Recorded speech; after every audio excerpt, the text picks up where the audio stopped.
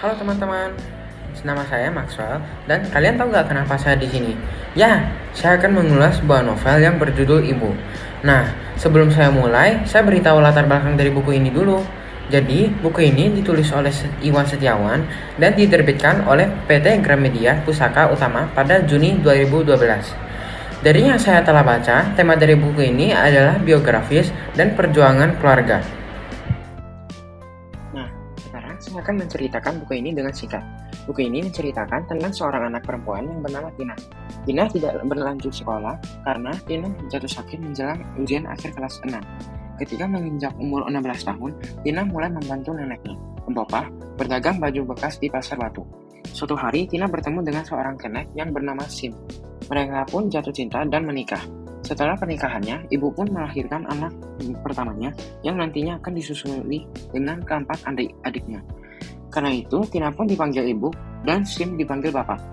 Mereka pun bekerja keras untuk kebutuhan sehari-harinya dan mereka juga saling membantu. Karena kerja keras mereka setiap hari, anak-anak ibu pun lulus SMA. Tetapi hanya anak pertamanya yang belum berhasil masuk ke kuliah. Setelah itu, anak ketiga ibu pun bekerja di New York dan dia mewujudkan mimpinya di New York.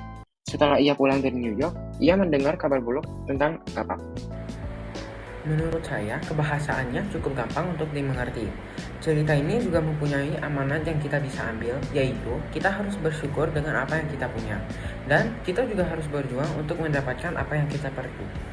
Menurut saya, amanat ini juga sudah sesuai dengan firman Tuhan. Karena Tuhan menyuruh kita untuk bersyukur dengan apa yang kita punya dan berjuang untuk apa yang kita perlu. Yang terdapat dalam Mazmur 7 ayat 17 dan Efesus 4 ayat 28. Buku ini sangat bagus untuk dibaca karena cerita ini mempunyai cerita yang bisa kita kaitkan dengan kehidupan kita dan cerita ini juga mempunyai amanat yang kita bisa pelajari dan lakukan di kehidupan sehari-hari. Tetapi menurut saya buku ini juga mempunyai kekurangannya sendiri. Seperti kadang-kadang penulis menggunakan bahasa lain di dalam dialog dan karena itu untuk beberapa pembaca yang tidak bisa mengerti bahasa itu akan kesusahan saat membaca.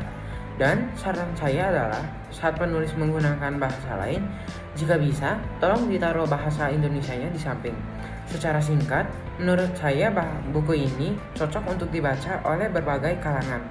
Mengingat isi buku yang ringan untuk dibaca dibantu dengan bahasa yang mudah dipahami, jadi tidak ada alasan untuk tidak membaca salah satu novel karya Iwan Setiawan ini. Nah, itu saja untuk ulasan saya. Terima kasih dan Tuhan memberkati. Bye-bye.